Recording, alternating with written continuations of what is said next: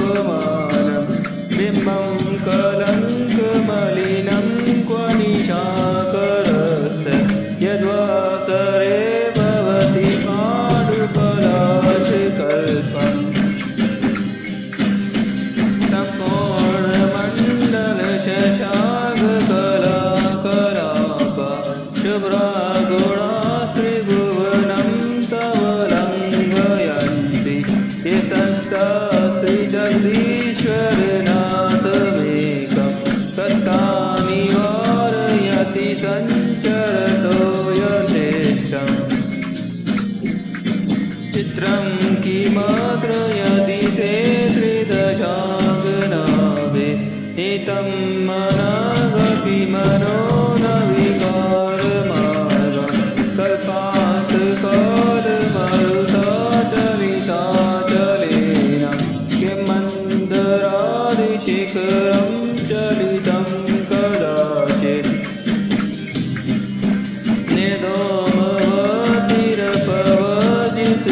निर्दोमवतिरपवजिततैलपूरं कृष्णं जगत्त्रयमिदं प्रकटीकरोषि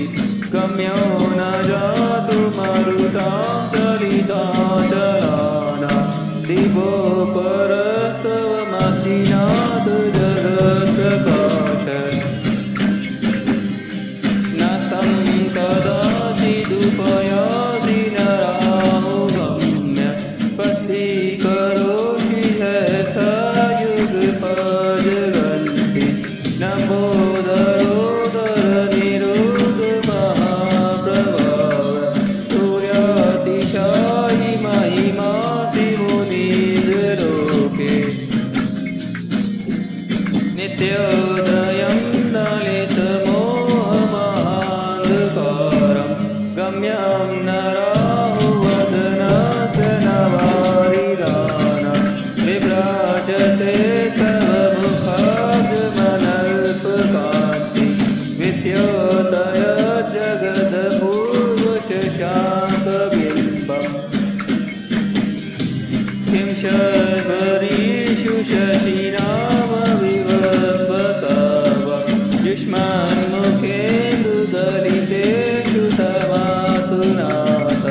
निष्पन्नशालि वनशालिनि जीवलोके काय कियज्जलधरे जलवारणं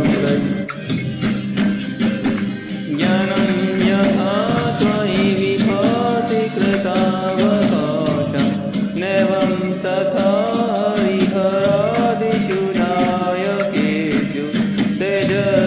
तेजस्फुरन्मणिषु याति यथा महत्त्वं नैवं तु काचिशकले किरणाकुलेति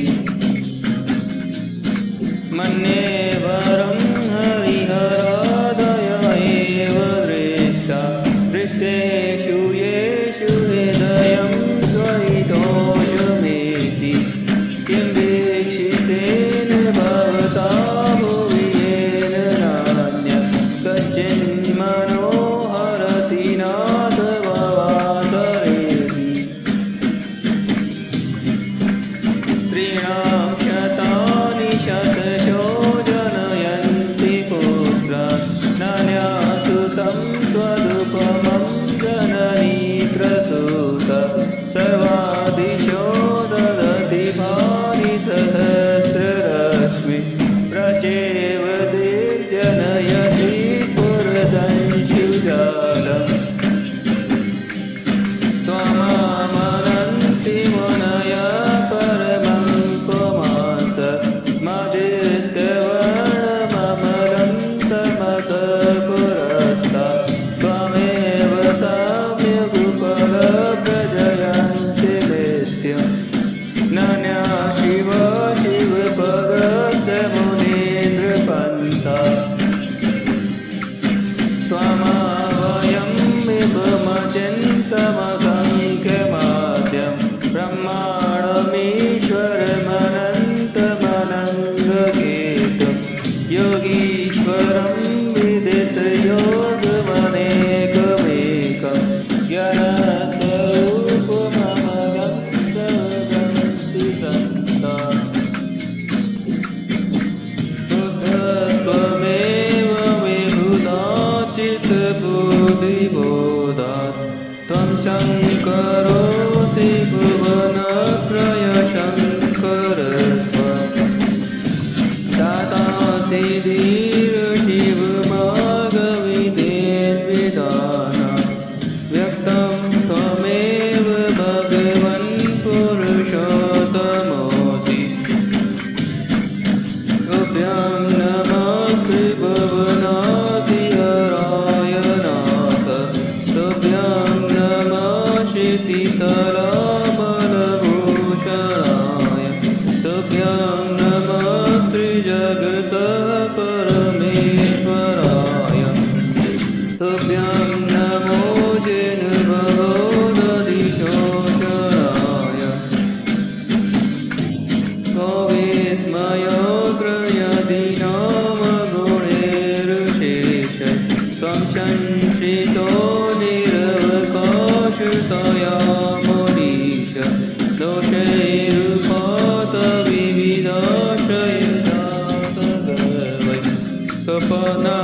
स्वपनान्तरेऽपि न कदाचिदपीक्षितोऽसि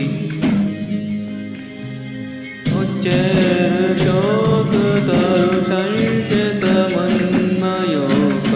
महातिरूपममलं भवतो नितान्तं कष्टोल्लसत्किरणमस्तसमोहितानं बिम्बं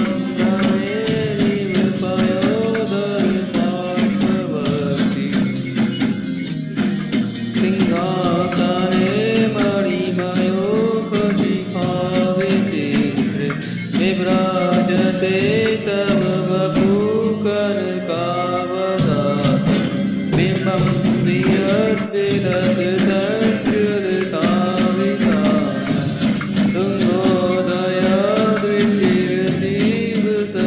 तुङ्गोदयदृष्टिर्दीवसहस्ररश्मि स्कन्दावदात् जलचामरुचारुशोभ विभ्राजते तव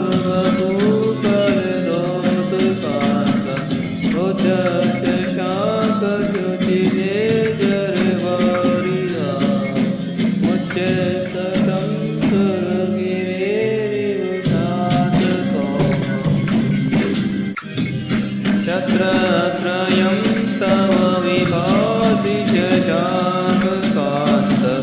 मुच्यस्थितं स्थगितभानुकरणप्रतापं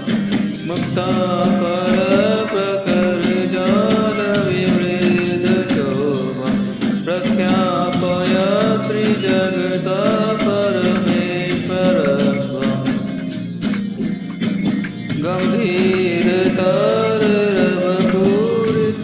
गम्भीरतरवपूरितदेहिभाग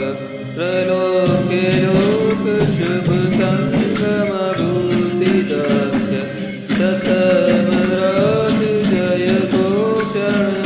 ततमराजयभूषणघोषकर्तन् हेतुन्दुवेद्वनसि ते यशसः प्रवाहि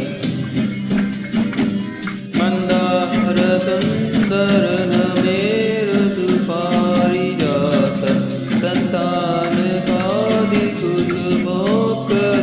सन्तानपादिकुसुमोत्करवृषिरुद्ध गन्धोरबिन्दुशुभमन्दमरुप्रपात दिव्यादिवपतति सेवचितां तथैव शुम्भप्रभावलय भूरिविभाविवोत्ते लोकत्रये दुतिमतां दुतिमाक्षिपन्ति प्रव्यक्तिवकरनिरन्तरभूरिसंख्य दिश्यजयत्यपि निजामपि दोमतोम्यम्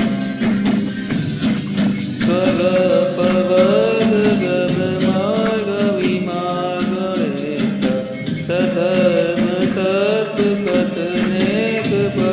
सधर्मतत्त्वकथनेकपटुर्विलोक्य दिव्यध्वने भवति ते विच्युतात् भाषातभावपरिणामगुणे प्रयोज्य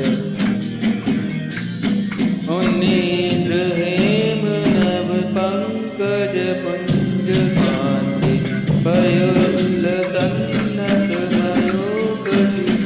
पयोल्लसन्नतनयोगशिखाभिरामम् पादौ पदानि तव यत्र जिनेन्द्रदत्त पद्मानि तत्र विबुधपरिकल्पयन्ति इत्थं यथा तव विभूतिर्भुजिनेन्द्र धर्मोपदेशनविदो न तथा परस्य यदृक्प्रभदिनकृतप्रसादकार तदृक्कृतो ग्रहगणाशविकाशिनोऽपि च्युतन्मदाविलविलोलकपोलमूर्ति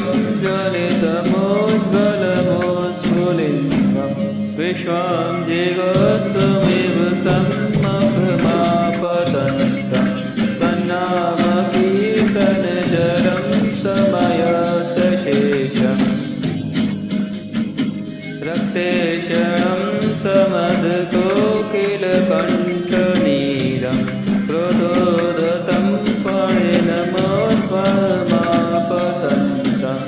अकामतिक्रमयुगेण निरतशङ्क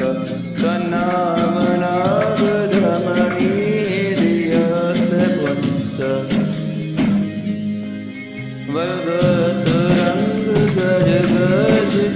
वरदतरङ्गगजगजितभीमनाद माजोबलं बलवतामपि भूपतिना उच्यशिवाकर्मयोगशिखापवेदं त्वत्कीर्तनाथमैव शुभिदामुखति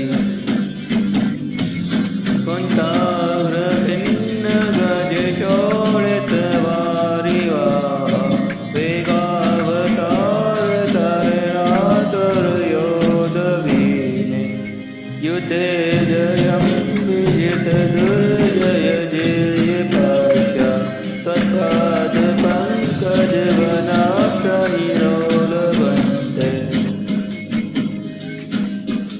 अम्बोनितोषोभितभीषणाकृचक्र पाठीनपीठभयदोर्वरवाडवाणं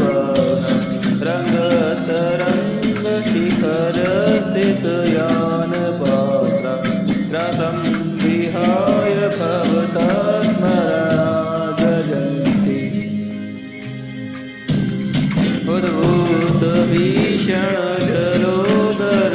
उद्भूतभीषणजलोदरवारवूना शोच्यां दशामुपगताश्युतजीविता च तत्पादपङ्कजरजो व्रतदेगदे मध्या भवन्ति मकरध्वजतुल्यरूपा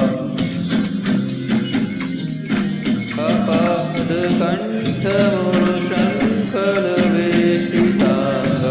गणं बृहन्निगलकोटिनिवेष्टजङ्ग त्वन्नाममन्त्रमनिशं मनुजा स्मरन्त सदा स्वयं विगतवन्तवया भवन्ति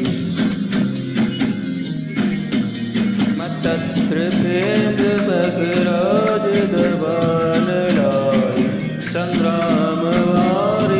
महोदरवन्थनोक्तं तत्ताशुनाशुमुपयाति वयं प्रिये यत्तावकं तवमिमं मतिमानदीते स्रस्रजं तव जिनेन्द्रगुणे निवर्तं भक्त्या मया रुचिर्वर्णविचित्रपुष्पं तत्ते जनो यैकण्ठगतामदत्रं तं मानतुङ्गमवुषा समुदनिरक्ष्मि तं